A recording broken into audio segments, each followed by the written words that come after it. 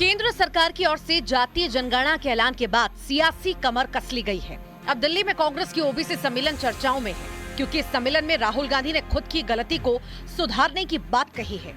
OBC सम्मेलन में जातीय जनगणना पर राहुल गांधी ने कहा कि मैं उस गलती को अब सुधारना चाहता हूं।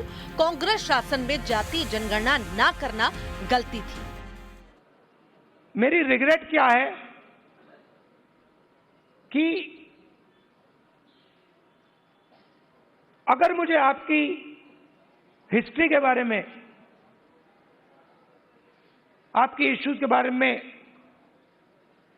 थोड़ा सा भी ज्यादा मालूम होता, मैं तभी जाति जनगणना करा देता। वो निकल गया और मैं स्टेज से कह रहा हूं, वो गलती है मेरी,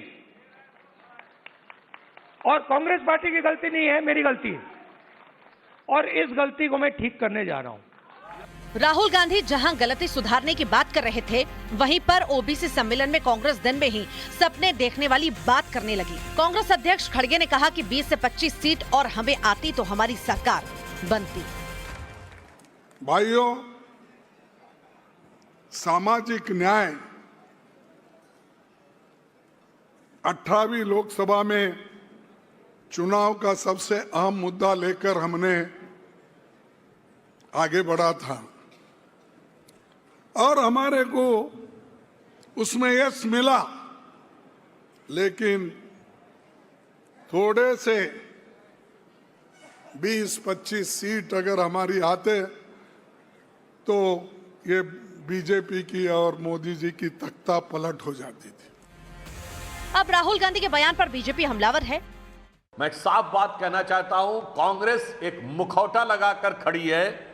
इस मुखौटे के पीछे का असली सच ये है कि बाबा साहब अंबेडकर ने जो पिछड़ों और एससी को आरक्षण का अधिकार दिया था, उस इबारतें बाबा साहब अंबेडकर को इस मुखौटे की आड़ में ये इमारतें शरिया में तब्दील करना चाह रहे हैं।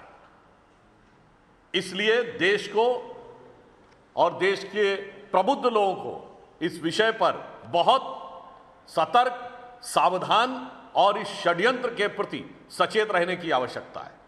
कांग्रेस ने ओबीसी के हक और जातिगत जनगणना की मांग को लेकर बड़ा सियासी दांव खेला है। सवाल यह है कि क्या ये सम्मेलन 2027 के चुनावों से पहले बीजेपी के लिए चुनौती बनेगा या फिर सब हवा हवाई ही रह जाएगा। Bureau report, news 18। अब बात संसद में विपक्ष के पोस्टर फाड़ प्रदर्शन की। बिहार में वोटर लिस्ट रिवीजन के खिलाफ अब विपक्ष की लड़ाई एक कदम और आगे बढ़ गई है। जिस शुद्धिकरण के पोस्टर के साथ विपक्ष संसद में प्रदर्शन कर रहा था, आज उन्हीं पोस्टर्स को कैमरे के सामने फाड़कर कूड़ेदान में डाल दिया गया। ये विपक्ष का सांकेतिक विरोध था।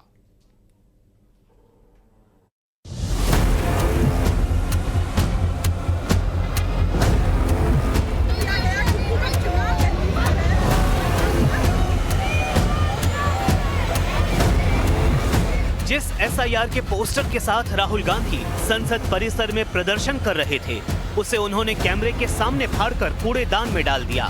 ये एसआईआर के खिलाफ विपक्ष का सांकेतिक विरोध था। राहुल के बाद प्रियंका गांधी ने भी पोस्टर फाड़ा, कूड़ेदान में डाल दिया। कांग्रेस अध्यक्ष मल्लिकार्जुन खड़गे भी आगे आए, उन्होंने भी पोस्टर फाड़कर विरोध जताया।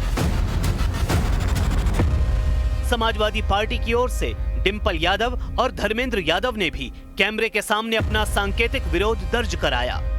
पोस्टर फाड़कर विपक्ष ने ये मैसेज देने की कोशिश की कि एसआईआर की पूरी प्रक्रिया को ऐसे ही कूड़ेदान में डालकर खत्म कर देना चाहिए।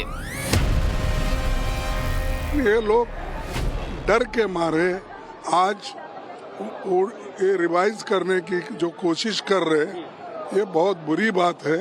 इससे देश का भी नुकसान होता है और लोकतंत्र का नुकसान होता है, और संविधान के तहत ये लोग नहीं चल रहे। वो अपने हुकूमत को बचाने के लिए बहुत से चीजें कर रहे हैं। पूरा देश देख रहे हैं कि जितना विपक्ष का राजनीतिक दल है, उसका मांग एक ही है कि वोटर लिस्ट में रोहिंग्या का नाम रहे, वोटर लिस्ट में बांग्लादेशी मुस्लिम घुसपैठिया का नाम रहे। जो इस दुनिया को छोड़कर ऊपर चले गए, उसको भी ऊपर से खींचकर वोटर लिस्ट में उसका नाम रखें। तो चुनाव आयोग तो एक संवैधानिक संस्था है, एक ऑटोनोमस बॉडी है। इसमें कोई सरकार, कोई पार्टी का कुछ करना नहीं है।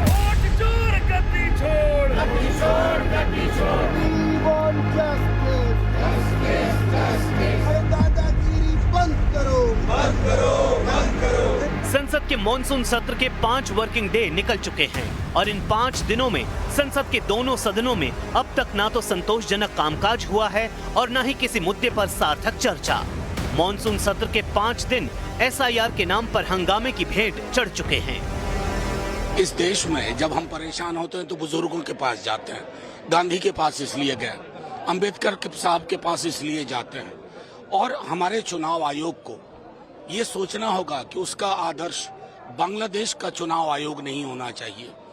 इलीट यहाँ बैठ करके तय कर दे और मतदाताओं की बेदखली की परियोजना को आप क्रियान्वयन करें, ये स्वीकार नहीं किया जाएगा। जो वोटर मर गया, जो वोटर है ही नहीं जीवित, जो वोटर परमानेंटली देश छोड़ के चला गया, वो काहे के लिए वोटर रहेगा? जो 2 जगह वोटर है, जो देश का नागरिक नहीं है, तो इसमें कौन आपको उनको, वो चाहते हैं कि उनको एक तरफा खेलने के लिए दिया जाए, ऐसा नहीं होता है। अगर इलेक्शन कमीशन को इस तरह की प्रक्रिया करनी थी तो मैं नहीं समझती हूँ कि इलेक्शन से 2 महीने पहले या 1.5 महीने पहले करे।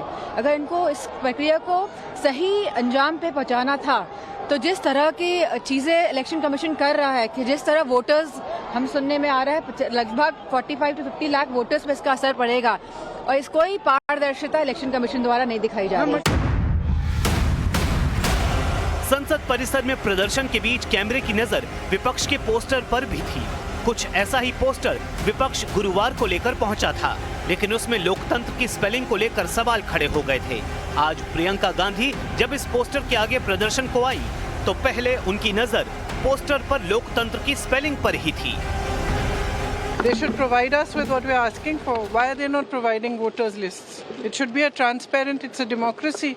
All political parties should have access to that information. So why is it not being provided? पूरा विपक्ष एसआईआर के मुद्दे पर अड़ा है। मांग सरकार से इस पर चर्चा की है। सरकार की ओर से कहा जा चुका है ये चुनाव आयोग का मामला है और इन सब के बीच चुनाव आयोग एसआईआर पर अपना जवाब दे चुका है।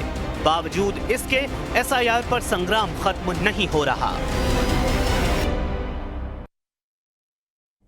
और महाराष्ट्र में अब गुजराती भाषा को लेकर नया भूचाल आया हुआ है। मराठी अस्मिता के नाम पर एमएनएस ने एक बार फिर से विरोध का बिगुल फूंका है। उत्तर भारतीयों के बाद अब इस बार गुजरात को टारगेट किया जा रहा है। वसई के काठियावाड़ी होटल्स में हुई तोड़फोड़ से न सिर्फ कानून व्यवस्था सवालों में है, बल्कि राज्य की भाषाई राजनीति भी नए मोड़ पर खड़ी दिख रही है।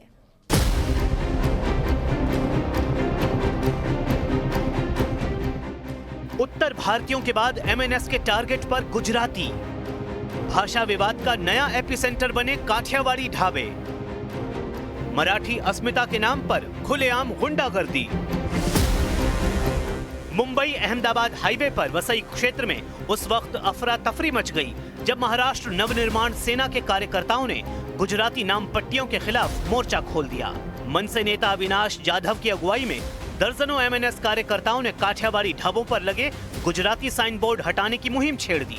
कई साइन बोर्ड तोड़ डाले गए, कुछ जबरन नीचे उतार दिए गए।